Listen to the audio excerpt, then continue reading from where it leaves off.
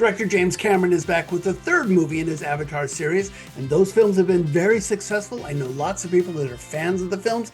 How will they feel about film number 3? Hey everybody, I'm Sean McBride, the movie guy, and today let's talk about Avatar: Fire and Ash. Gotta get in the water, come on. Go.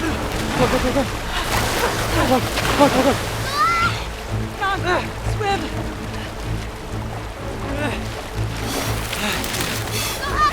I got you too. It's okay. What does that always say? Sully sticks together. No, the other one. Sully's never quits. That's right. Sully's never quit. We pick things up in Avatar: Fire and Ash with Jake and Neytiri, played by Sam Worthington and Zoe Saldana, grieving the death of their son, Neteyam. I'm a little curious as to how much people recall about the specific details of these movies. I didn't remember a lot from the last movie, I'll be honest with you here. But all you need to know is that we have grieving parents who move to a new place and they're going to meet a new bad guy. Or a bad girl anyway, as we meet Varang, who's played by Una Chaplin. Now she is allied with Colonel Quaritch, played by Stephen Lang, and they go hunting for Jake and Neytiri, who just want to live a peaceful family life. They don't want to fight, but when push comes to shove, the bad guys better watch out for these righteous warriors. Now you may notice that this is kind of the same plot from the last movie, and Avatar: Fire and Ash kind of seems to be recycling some of the hits here. I mean, sure, we meet new people, new characters, get new locations, meet new alien life forms, but it kind of seems to be treading water a bit here. I really wish they would push this story forward as an overall saga, as honestly, I'm getting a little bit bored with the same old, same old. Now, I will say that I really liked Una Chaplin's take on Varang, the leader of the Ash tribe.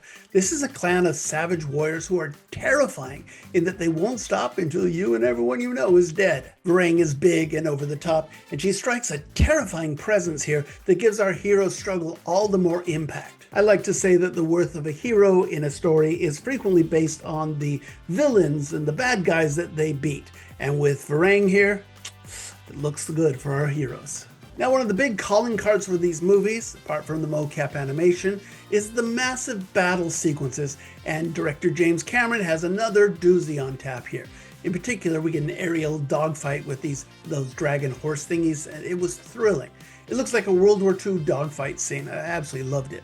And once again, the visuals are amazing in this movie. Everything is crisp and detailed, and very photorealistic. My only issue is that there are scenes where things look a little too crisp. I mean, Cameron's using this high frame rate, and it means that sometimes the filmmaking looks better than what the human eye can actually perceive.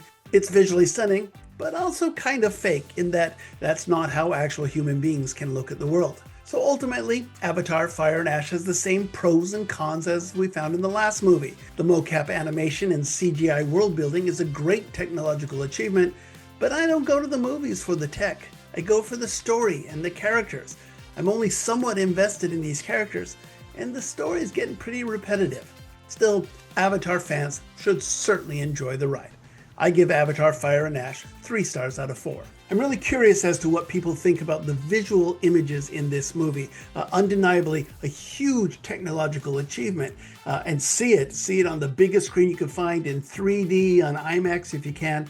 But I almost wonder if it's going to be better on a regularly projected film, if only because it will seem a little more realistic to me. So anyway, I'm curious here. I saw it on the big one. I was a little overwhelmed, I'll be honest with you. But what did you think? If you saw it, come back and tell me what you think about the visual images on this movie. And of course, be sure to subscribe to this channel so you get my reviews as soon as they drop. And check out our podcast. It's called Two Movie Guys.